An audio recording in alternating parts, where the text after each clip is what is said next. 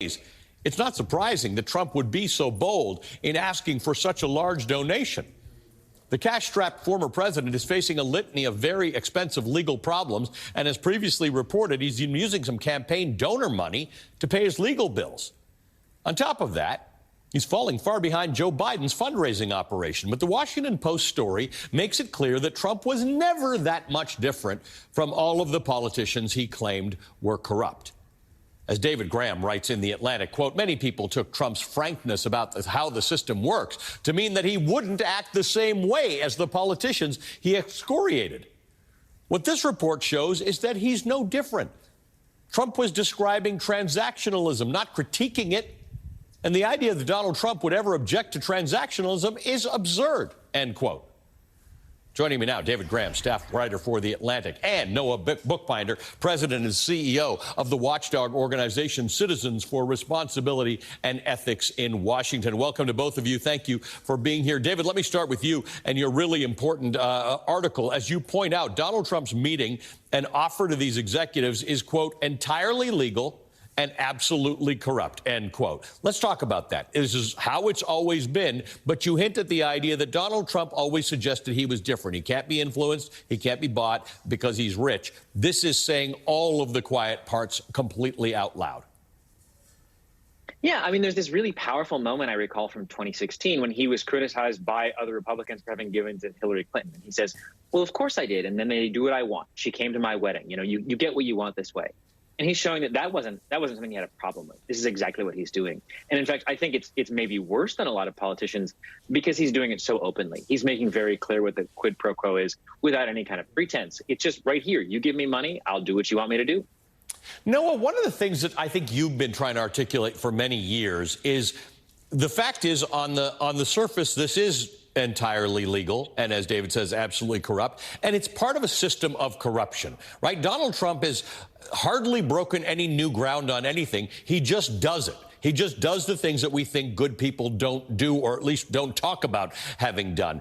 You talk about this in a post that you put on X the other day as being a perfect example of our corrupt system. Yeah, well, first of all, I do want to say that we don't know for sure that this is entirely legal, because you can be charged with bribery based even on campaign contributions if there is proof of an explicit quid pro quo. Now, if you read the later articles on this meeting, I think there's an effort to backtrack a little and say he wasn't asking for a direct exchange. It might be hard to prove that. But you know, that's the first thing, is that we're not totally sure that what he's doing is legal.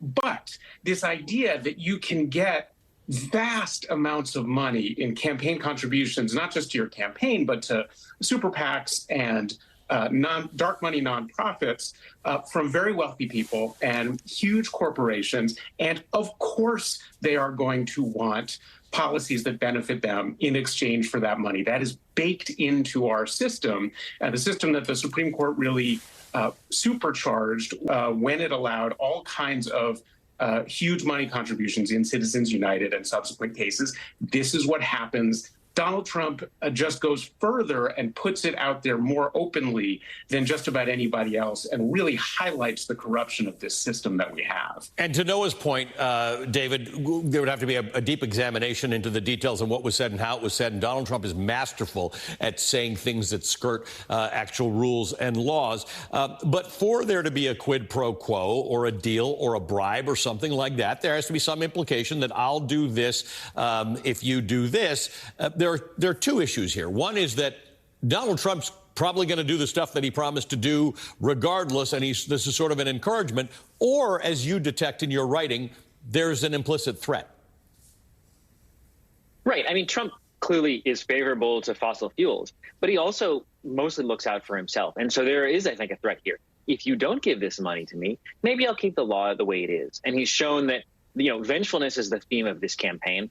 He's shown his vengefulness as president. So I think there's a lot of reason for these folks in the room to believe that if they don't pony up the money, they might be facing consequences for it. So it's corrupt in both directions, I think. Noah, you have spent a lot of time, particularly in relation to the issue of emoluments, a word that most of us didn't even know before you and groups like yours popularized them. What surprised a lot of us was the degree to which there are not laws or guidelines, or enough laws or guidelines preventing this sort of thing from happening and corrupting our government and politics. And I don't mean this to sound like a stupidly naive question on a Saturday morning TV show, but we haven't really made great progress in saying, oh, you know what, this stuff happens all the time. What should we actually be doing to fix it?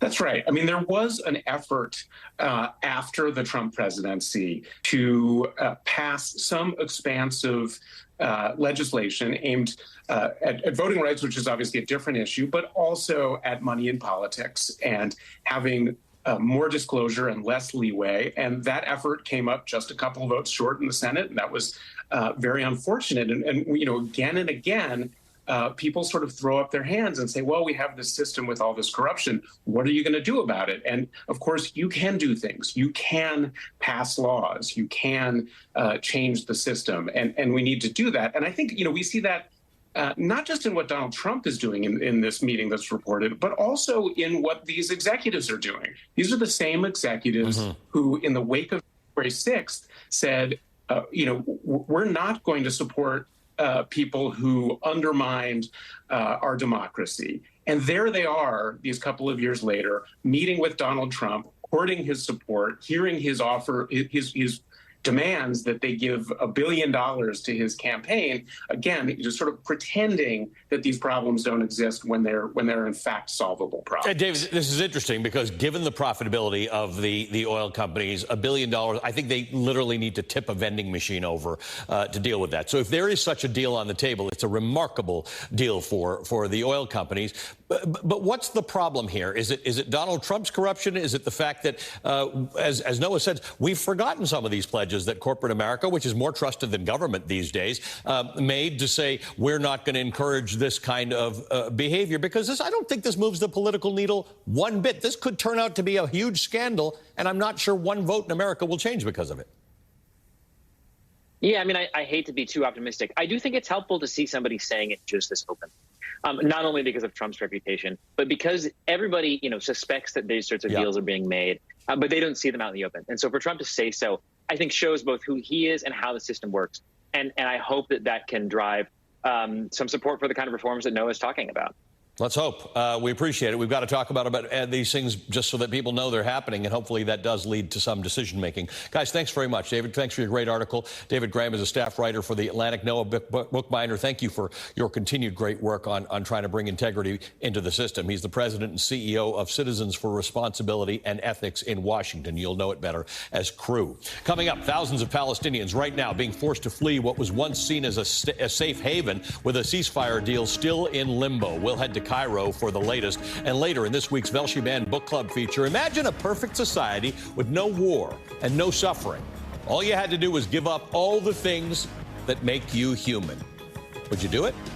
We'll explore the American classic, The Giver, with the literary legend who wrote it ahead.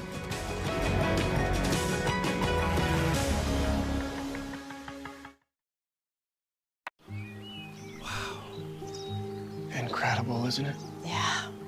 Well, with your home, auto, boat, and RV all bundled with Progressive, you've got the peace of mind to really wander.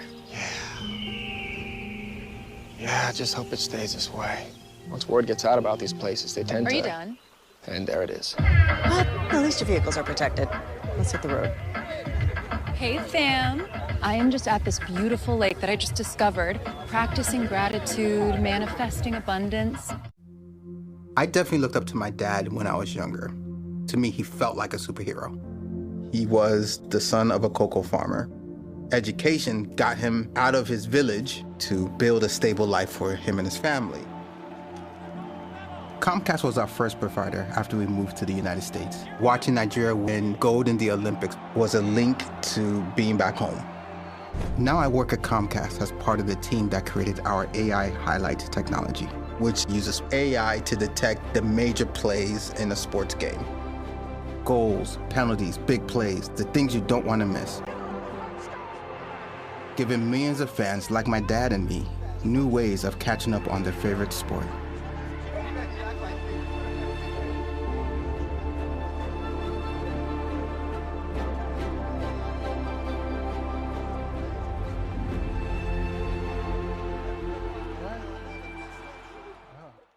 From cracked to carefree and cranky to calm, Aquaphor isn't just for one thing.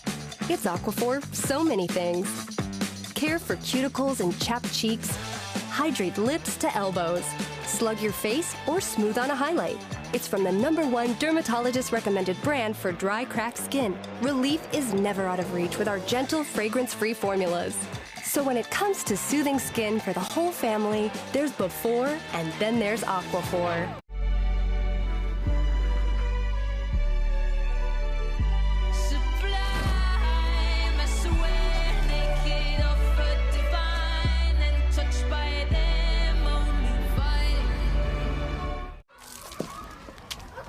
Excuse me? Yeah. What's going on? Discover Cashback Debit gives everyone money back on the stuff they buy. So I bought all these kids a bunch of candy. I know what I'm doing. A debit card with cash back. Discover Cashback Debit. As loved members of our family, we want our cats to be happy. But when they spray outside the litter box, fight with other house cats, or scratch the furniture, they could be telling you they're stressed. To help them feel more calm, plug in Feel Away Optimum. The relaxing pheromones of Feel Away Optimum help your cat feel more comfortable and secure at home. Feel Away Optimum, enhanced calming for cats, from the #1 vet-recommended brand for feline calming. Available at pet stores or ask your vet. I think the issue that will determine who wins this election is the question of freedom. Freedom over your own body for women, freedom to read, freedom for parents of LGBTQ kids to parent them, whether you're talking about state races, local races, congressional races, or the race for president. The freedom question is actually the most important question on the ballot, really.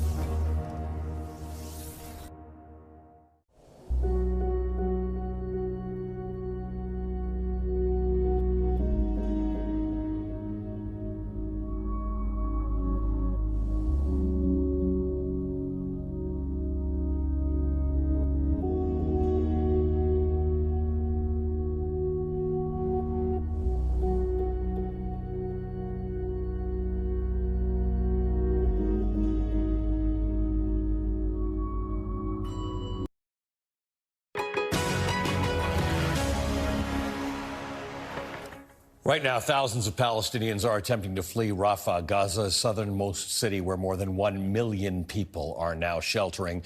Israel has issued new evacuation orders as it prepares to expand its military operations in the city. And this is happening despite repeated warnings from the Biden administration not to do it.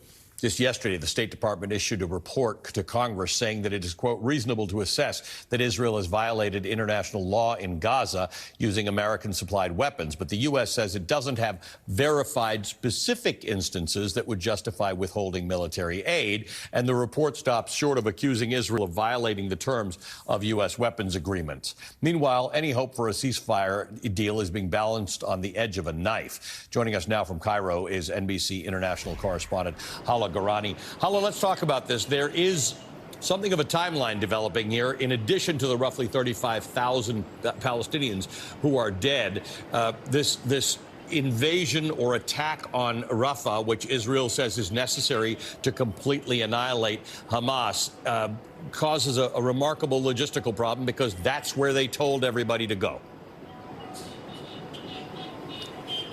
Right from the beginning, really.